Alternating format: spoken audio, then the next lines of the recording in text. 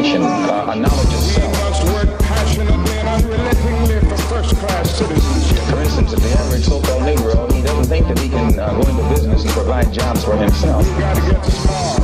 We've got to organize.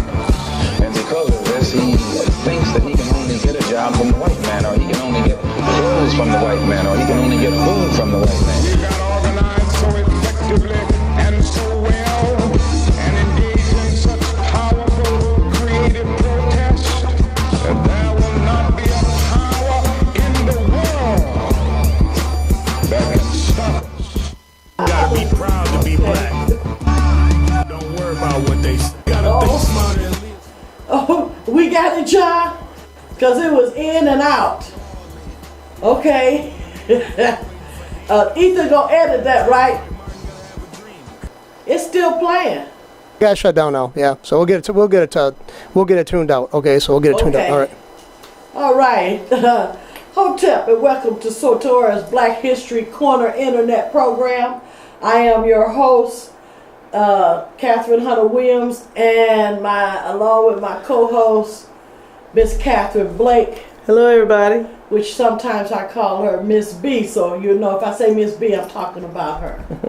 Sometimes people don't know they just Anyway, let's continue, because this program is going to be on channel 17. I'm not sure what time, but it's going to be on All Points TV on channel 17 on Tuesday night between 8:30 and 9:30. John, do I got it right? Yes, you do. Okay. Now, when it's coming, I'm not sure, but I'm hoping it'll be within, not maybe next week, but the following week or whatever. All right. So be on the lookout for us. All right. And if it do all well, which I kind of like, I want to keep going with that, because I did get to see one of our programs on there, and it was awesome. I think we looked it good. We did, and then you know how I talk. It's still, I was on it. Okay. Because I remember when the Lord told me to do God's Cup of Blessings ministry, I did like Moses. And I said, Lord, I can't speak worth nothing. And then, I'm sitting up here, I'm arguing with the Lord. You just do what he tell you to do, that's all. But I sure did say, because Moses stuttered. Yeah. And he had Aaron. A lot of people don't know it was Aaron who did all the speaking. But I'll do the best I can, y'all. That's it. Sometime I'll tell you, my tongue thick. It get thick. Anyway, let's move forward. And let's pass it on. Last night I watched the BET 2016 Awards. Amen. And I hope that y'all watched it too. I think it was the best one I've seen. It kept me up the whole time. It's a 4-hour program. Yeah. And then they have an after party. And I was looking for that too. Well, they say Beyonce lit it up. Yeah. Yeah, they said they had water on the stage. One thing I like about Miss Lee, she don't play. Miss Deborah Lee. Miss Deborah Lee has it. I used to say, man, when the white folks do stuff, they do it all the way live. Well, Miss Deborah Lee do it all the way live. Yes. Oh, I think we talked about her one day on our program. Yes, we did. Okay, they had a young man on there who really impressed me with his activism. He won this year's humanitarian award for being an activist for social change. And this brother ain't playing. Oh. I mean, he sent me back to when I was in the 60s, the 70s, and the early 80s, when we had people out there standing up very militantly telling you, Farrakhan even, I forgot to mention Farrakhan, because Farrakhan will tell you, don't mess. Don't mess with him. Don't mess with her. And don't nobody mess with him. Amen. Amen. And this guy standing up talking. His name is... Wow. Oh, excuse me. Getting ahead of myself, because I got excited listening to this young man. And also the crime race is coming up soon in Flint, Michigan, along with so many other running and walking races. And I want to tell you our story first about the activists, Jesse Williams and Anthony Reed, who made history after running a marathon. They some short stories, so let me knock them out and get on into it. And then Miss B is going to tell our story about Prathia. Did I pronounce her right? Prathia Hall, who was a tough platform speaker for social change also. Amen. And Dr. Martin Luther King Jr. said he preferred not to follow her after she had spoken. I said, whoa, okay. All right, let's get with Jesse Williams. Jesse Wesley Williams was born August 5th, 1981 in Chicago, Illinois, the son of Joanna Chase, a professional potter. I thought she was an actress. And Reginald Williams. Williams has stated that his mother is Swedish, so when y'all see this young man, you're going to see he got blue eyes. Yeah. They looked green to me, but blue eyes. But they might be green. While his father is of Black American and has some Seminole Indian descent from Georgia in him. Okay. Williams graduated from Temple University with a double major in Black American Studies and Film and Media Arts. Following in the footsteps of his parents, he taught high school in Philadelphia public schools for 6 years. He was a teacher. None of my teachers look like that. That's so true. You see this young man? He's very handsome. Woo! Where he used his degree earned at Temple to teach American Studies, African Studies, and English. In 2012, he established a production company known as Fire World Inc. In 2013, Williams wrote an article for CNN which offered an analyst of the award-winning film Django Unchained. Oh, really? Remember that movie? Yes, sir. Yeah. Later that year, Jesse narrated an audio book for the Bone Chronicles, What Really Happened in Peru by Cassandra Clare and Sarah Reeves Brennan. And you might know him from Grey's Anatomy. Grey's Anatomy. I forgot to say that about him. Okay, it's up here. He is best known for his role as Dr. Jackson Avery on ABC television series Grey's Anatomy. He also appeared in the hit 2013 film Lee Daniels' The Butler. They kept saying that last night about him playing a part in The Butler. I don't remember him in there. I don't either. As a real-life civil rights leader, Reverend James Lawson. Oh. I don't remember him either. Okay, let's move forward because we got to get... Well, I'm interested in what he said about the Django, too, because that was just a spaghetti western, you know. Yeah. But if he said anything about the Django, it should show that slaves did love their mates because he did everything he could to get that woman back. Yes, he did. And in the end, he got her back. So that's what I got out of it. You had to look between the lines because people was getting off on him killing whites, you know, blowing, just shooting them and whatever. And he always kind of came out on top. But I got out of it that he really loved that woman. Well, to me, it was just another spaghetti western, Clint Eastwood like to me, because all those spaghetti westerns, you think about Clint Eastwood and Yul Brynner and all those old actors, and this was to me a new spaghetti. But he was a slave. Yeah. This was new, and the guy made him free after the fact. Yeah. This was all a different was a table turn. Yeah. Yeah, because he was, and I would hear him in the audience just clapping. Yeah. Well, there's a new spaghetti western coming out. Well, go ahead. All right. It is another one coming out. The Magnificent Seven, and I can't wait to see it.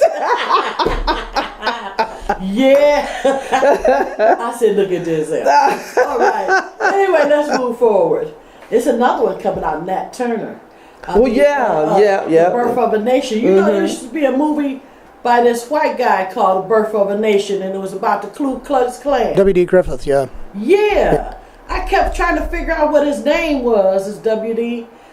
Griffith. Yep. Came out with Birth of a Nation, and it was about the Ku Klux Klan. In fact, that was the beginning of the Ku Klux Klan, the first movie they made about them. That was the first movie, and that was also basically like a recruiting tool for a lot of them, at that time. It was a recruiting because tool. A lot of people see that was pretty prevalent in the 1920s here in Flint even.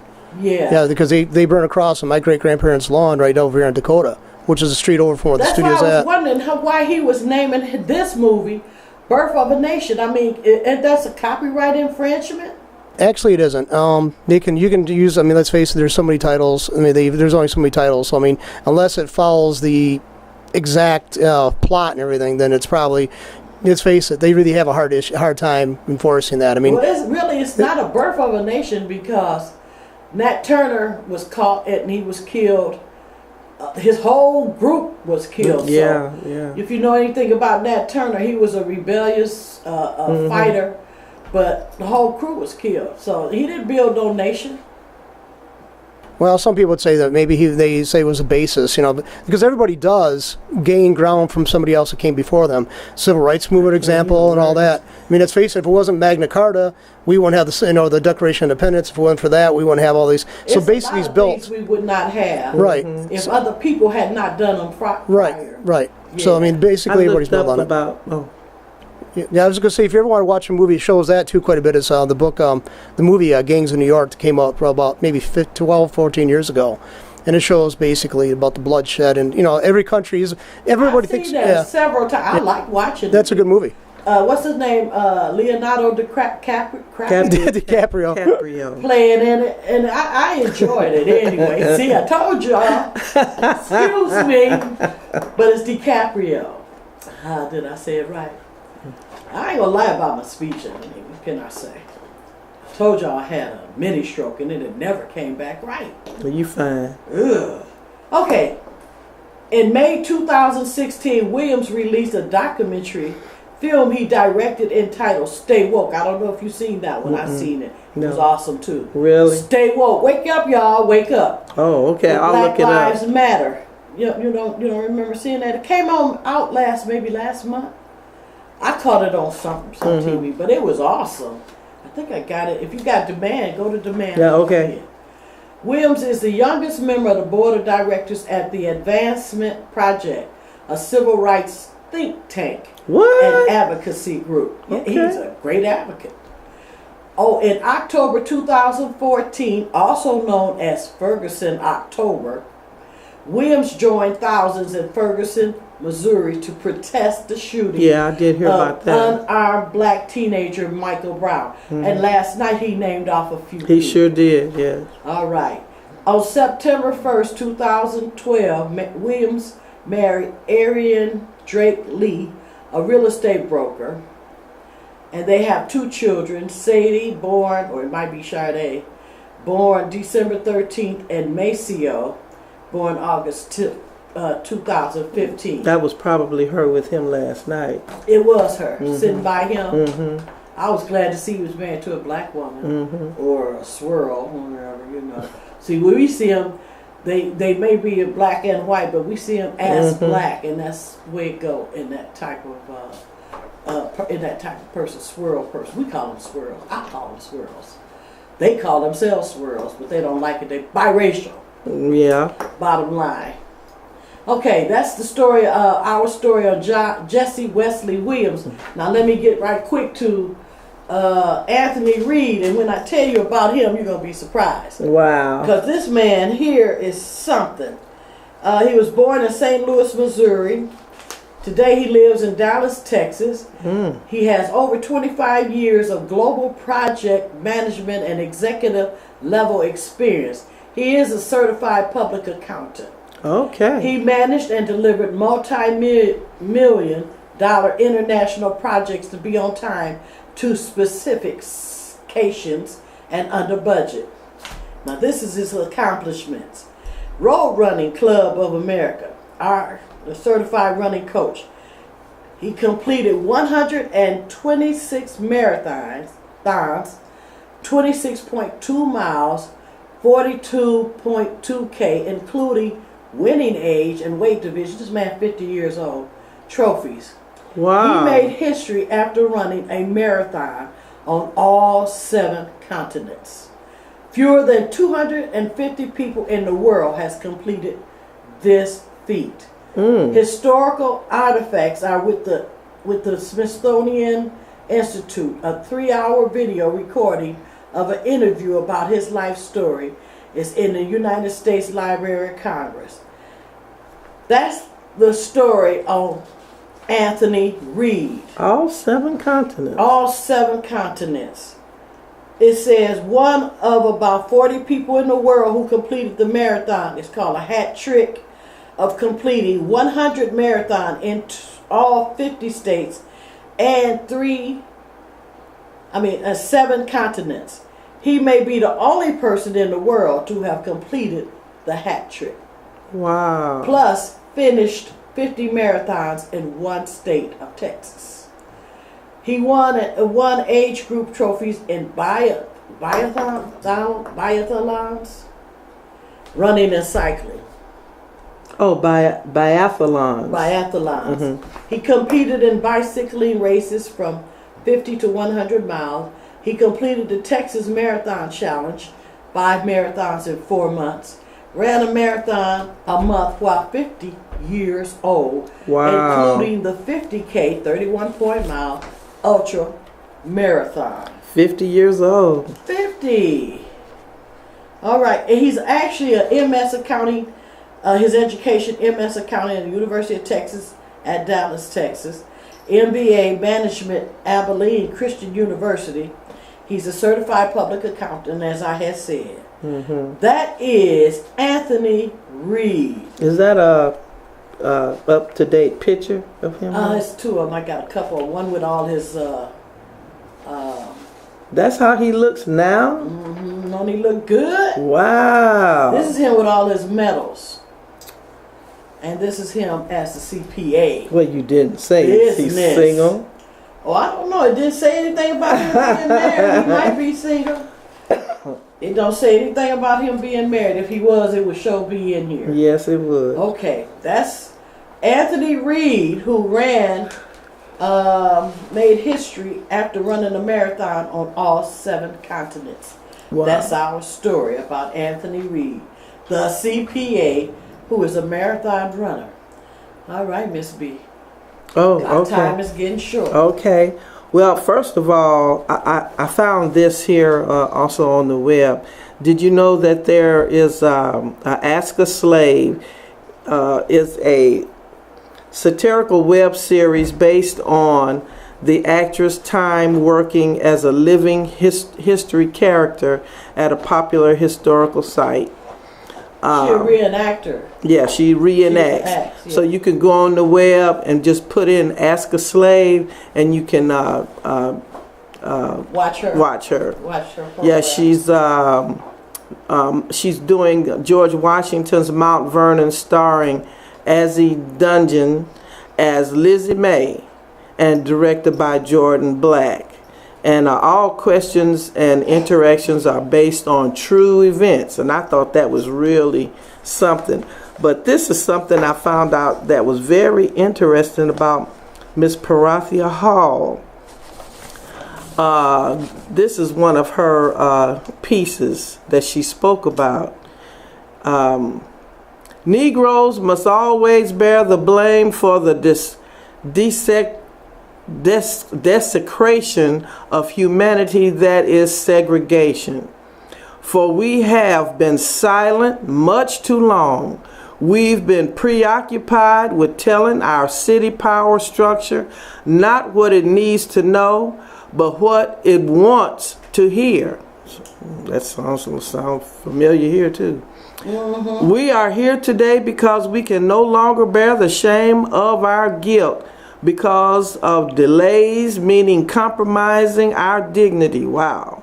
We are here today to serve notice on the city of Atlanta and the state of Georgia. Now we're talking about back in the day. And she's talking like this.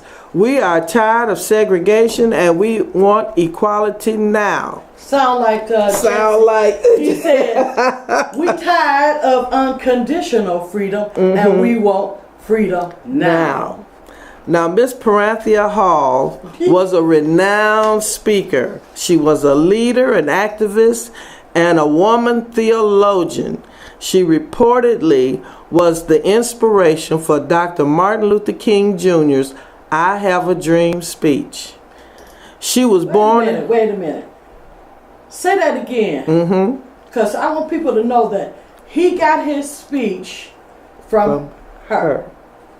we're coming to another part where his phrase is in here too about that.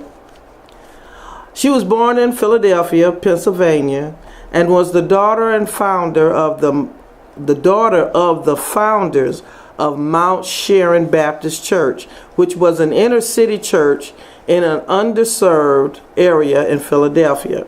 Her father was Reverend Berkeley Hall and was a Baptist minister who was also a passionate advocate for racial justice. So you know where she got it from. Mm-hmm. And as a young girl, her parents sheltered her from the indignities of the day-to-day problems that most black people endured during that time. And she still today. Still today. Yeah. She received her early education by attending a predominantly white school. Okay. So she got some good education, didn't got she? good education. Mm-hmm. One day, Hall traveled along with her sisters to visit their grandparents in the South. Sound like she went like I did down there, and when I got down there and I seen them signs. You know, a rude awakening. Well, I was a child, you know, but Daddy used to take us down there to see my grandmother, his mother. And my uncle would take me around, Uncle Charles, peace be on his soul. He would take me around, and I used to ask, like, because we couldn't drink the water. Color fountain, white fountain. And I used to ask him, was something wrong with the water? And then I seen it with my own eyes. It was because the water that came out the color fountains was a rust color. You know, all I knew was brown as a child. And then we couldn't use the bathroom, but whites had that the cooler. Blacks had a little spigot spout thing or whatever, but the water wasn't right. And then the whites had the cooler and the water was clear. I used to ask Uncle Charles, what is that, Uncle Charles, you know? And then you can't use the bathroom. He taking me into town, but I can't go use the bathroom. That was an awakening for us too. Coming from Michigan to Mississippi. We were going to, when we got to Mississippi, everybody had to use the bathroom. And Daddy pulls over to this little gas station. And we all load out of the car. And he said, you know what he said? We don't serve nobody here. We don't serve colors here. Huh? No, he didn't say it like that. Okay. I know you saying it real nice. I'm trying to be nice, but we couldn't use the bathroom. We couldn't get gasoline. We couldn't do nothing. And Daddy we was in a new station wagon. Daddy had his vacation check. He had a few dollars on him. We were dressed nice. We looked good, but it didn't matter. Daddy had a new car too, a Buick. Yep. My daddy worked at Buick and he liked the Buicks, and that's what we had, and we head south. But I seen those. I seen them too. It was a wake up call for me. It was a wake up, yeah. Even though I was born down there, I was reared here. Right. So I didn't know nothing about South. And then they stopped taking after my mother and father broke up. Didn't go down there no more till I was a woman. And then when I went down there, I got my total history almost. Okay, it was the first 4 minutes. 1 minute? Four. Four? So well, let me go to this last piece here. Quick. Okay. Let's see here, right here. Well, but Dr. King. Oh yeah, here it is. During a visit in Terrell County, Georgia in 1962, Dr. Martin Luther King Jr. heard her, Miss Prathia Hall. She was a young college student at the time, speaking at Mount Olive Baptist Church. And through her prayer, she shared her personal vision of what she hoped for the future of Black America. And in her prayer, she used the phrase, "I have a dream," many, many times. Dr. King was so very impressed with her prayer that in particular, he admired her use of the phrase, "I have a dream." And as ministers often do, King would later incorporate "I have a dream" into some of his own speeches. Dr. King is quoted as saying, "Prathia Hall is the one platform speaker I will not follow." Yeah, but that's one of his most famous speeches was "I have a dream." Yeah. And he got it from Miss Prathia Hall. Ain't that something? Ain't that something? I'm trying to watch John and watch our time. Okay, we all right? 3 minutes? Okay, I can speak fast in 3 minutes. All right, that's okay, young people. That's our story today about Mr. Jesse Williams, the strong social change activist.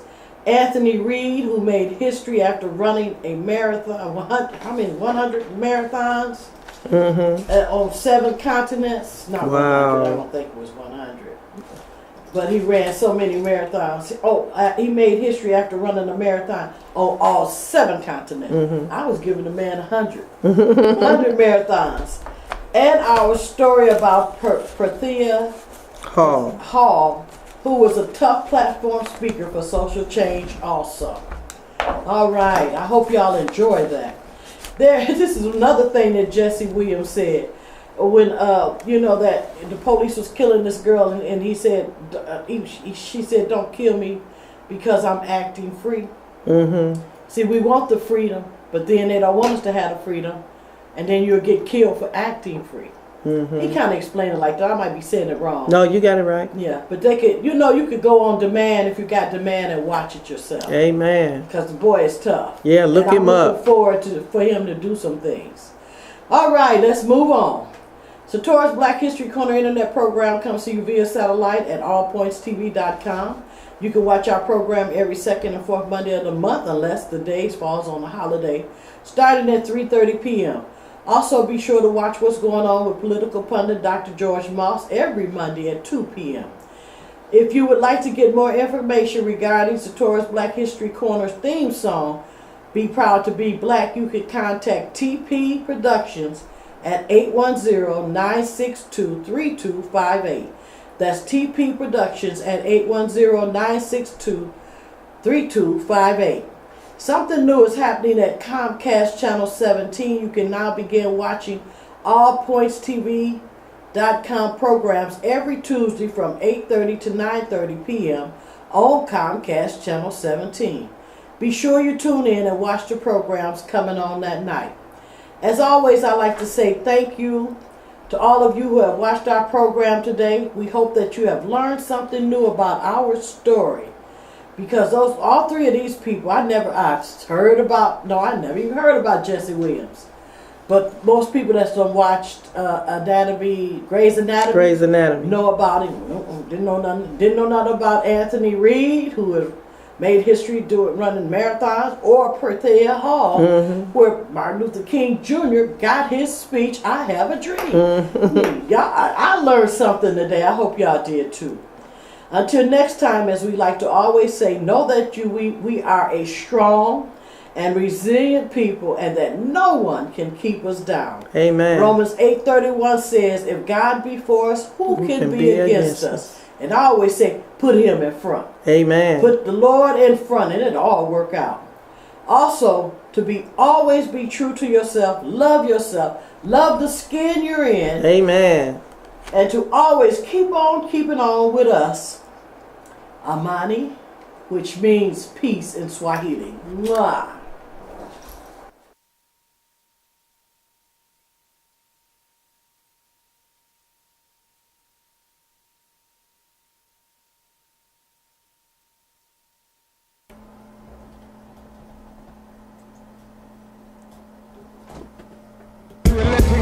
First-class citizenship. For instance, if the average so-called Negro, he doesn't think that he can go into business and provide jobs for himself. We've got to get smart. We've got to organize. And because of this, he thinks that he can only get a job from the white man, or he can only get clothes from the white man, or he can only get food from the white man. We've got to organize so effectively and so well, and engage in such powerful, creative protest that there will not be a power in the world that can stop us. We gotta be proud to be black. Don't worry about what they say. We gotta think smarter and live smarter. We gotta want more and work harder, cause they ain't giving it to us. Put your all in. If you truly wanna make it, can't be waiting for handouts, baby, you gotta take it. Like Martin gotta have a dream, cause he had one. Like Malcolm, by any means, gotta get that done. Don't be ashamed of who you are. Stick your chest out proud. Make them believe that you the best. Show them what you about. We gotta love each other. Stop killing each other. We gotta unitize and don't believe the lies. This is a message to to the blacks and any other minority. Live well and love self, that's the priority. Been taught for so many centuries that they are nobody is not easy. So they very skillfully made you and me hate our African identity. Maybe the English language should be reconstructed so that teachers will not be forced to teach the Negro child 60 ways to despise himself and thereby perpetuate his false sense of inferiority. Our features and our skin and our blood, while we had to end up hating ourselves. It made us feel inferior. We must no longer be ashamed of being black.